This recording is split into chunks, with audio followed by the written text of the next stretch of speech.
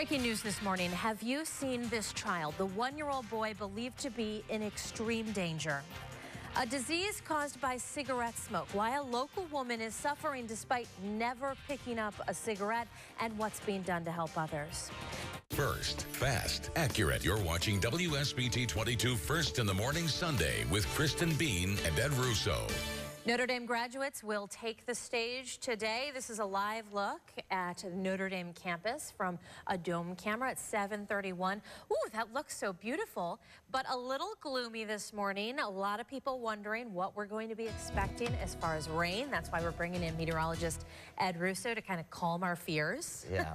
Well, somewhat. We still have. There's not great news. Yeah, we still have wet weather on the map this morning that we are tracking. Your seat's probably going to be wet too. Yeah, so you got to take the rain gear, even though it's not raining. Obviously, still things are pretty wet outside. We're looking at a fairly cloudy picture all around the viewing area right now. That view of South Bend brought to you by St. Joseph Health Systems. Right now, the area of rain we're tracking, a few showers up into Van Buren County, but the more impressive area of showers just west of the Winnemac area, west of 35. So this is lifting northeast, even getting a little bit of lightning and thunder registered with this. So this will continue lifting northeast and head towards South Bend, Notre Dame. So we will keep an eye on it. Not expecting widespread coverage of the showers like we saw yesterday, but you get the idea. We are still going to see at least the potential for some rain through the first part of the day, right on through 11 o'clock. But right now we're looking at temperatures in the mid-60s for the most part, and as we head through the rest of your afternoon, we will see some sunshine develop later today. Highs right around 70. Overall, a much cooler week ahead, which we'll touch on in a few minutes. Kristen, over to you. All right, thanks, Ed. Rain or shine, Notre Dame commencement will take place outdoors in the football stadium. But since the weather may be wet for much of the morning, everything's been pushed back an hour to allow time for any bad weather to pass. The ceremony will begin at 10 a.m. today. Thousands are expected on the Notre Dame campus for commencement, parents and protesters. Some of the students are also protesting. WSBT 22's Cassidy Williams is live on Notre Dame's campus. Cassidy, students have been planning this protest for months.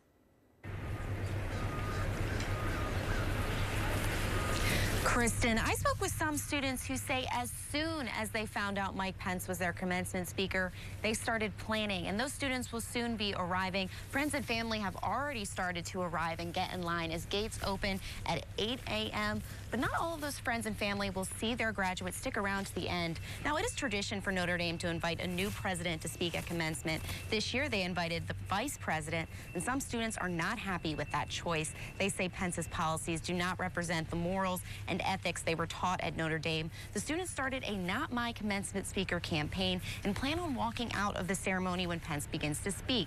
For some, the decision to leave their own graduation is a deeply personal one.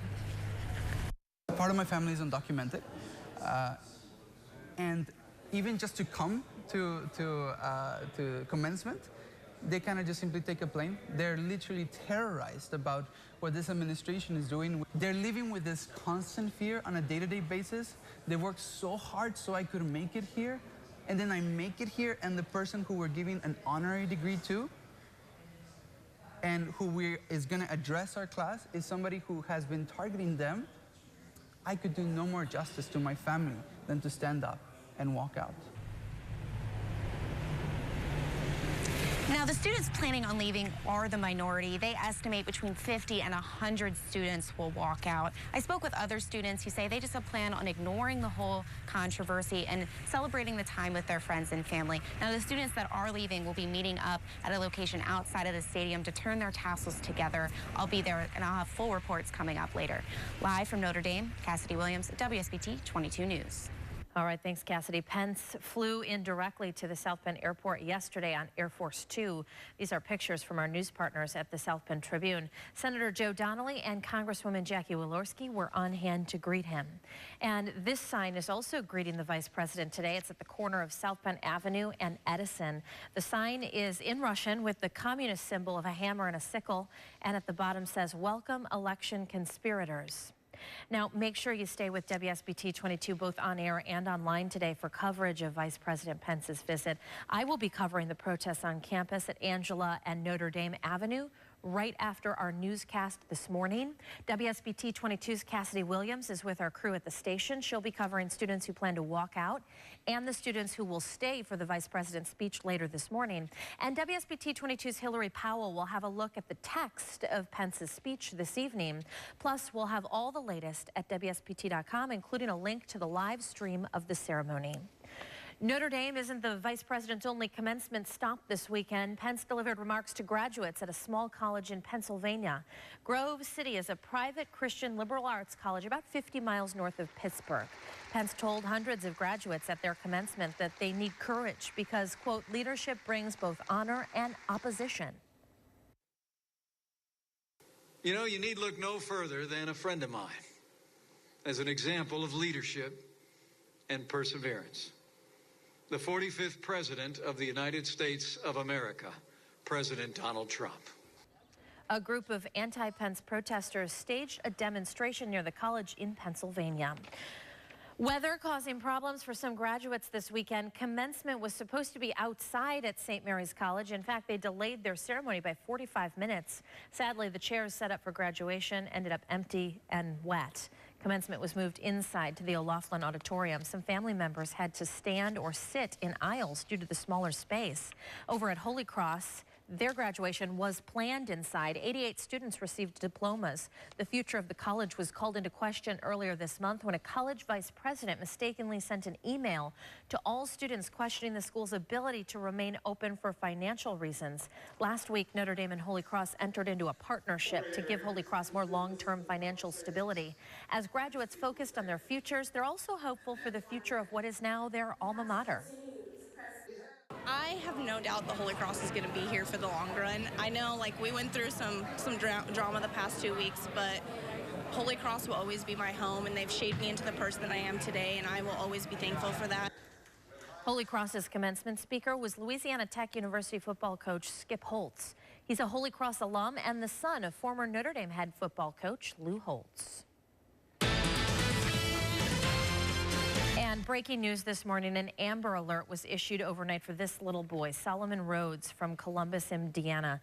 Take a look at his face. The one-year-old went missing yesterday. He has blonde hair and blue eyes. Police are asking people to look out for a gray Chevy Blazer as they look out for that little boy. A man is found shot to death just feet from a children's soccer game in South Bend. This happened near the Charles Black Center. Police responding to a call of a shooting around 2 p.m. Saturday. When they got there, they found Felipe Gutierrez dead in the front seat of his BMW. This all happened at LaSalle Park. WSBT 22's Jesse Schultz has reaction.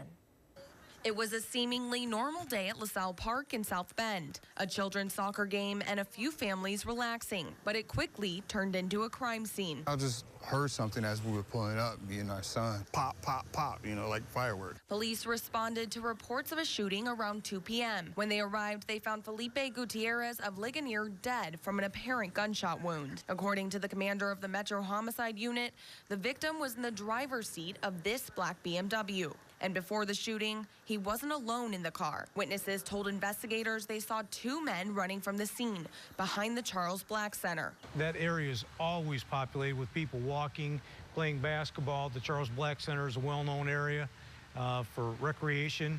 Very, very dangerous what happened. Other individuals, innocent kids, could have been killed. The possibility of innocent kids getting hurt is exactly what makes Jason Boney upset. He lives near the park. We try to keep the park clean. We try to, keep it, kid-friendly, people-friendly. We try to, make it safe here. But Boney says gun violence is nothing new here, and he's fed up. Back in my day, we used these, you win some, you lose some, you fight another day. Police have interviewed multiple witnesses, but Metro Homicide Commander Tim Corbett believes there are others who may know something. Until people start getting off their duff and start telling what's happening, there's going to be more and more of this.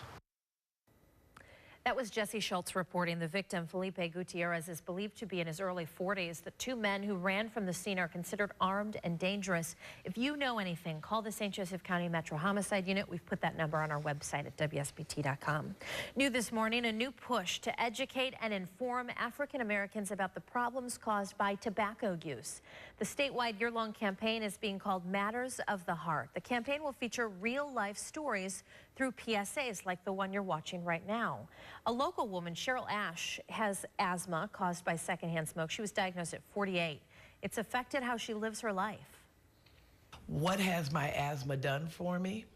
I'm a retired librarian. I love books. I'm allergic to dust now, but for most people being allergic to dust, their eyes would just itch, etc. But for me, because of my asthma, it can cause me to have an asthma attack. So I had to get rid of most of my books in the house. That was Cheryl Ash there. If you or someone you know is ready to quit smoking, they should call 1-800-QUIT-NOW. Recent reports show that this region has a high rate of smoking-related diseases, and black males are more likely to smoke. Time is 7:41 now. We're going to take a look at your week ahead. Coming up next, the stories we're keeping an eye on for you. But first, you won't believe how far a man was riding on the back of someone's car asleep. That story is up next. Stay with us. And we're taking a look at weather next. Rain on the way, especially for the first part of the day, but some improvement this afternoon. We'll cover it all after the break.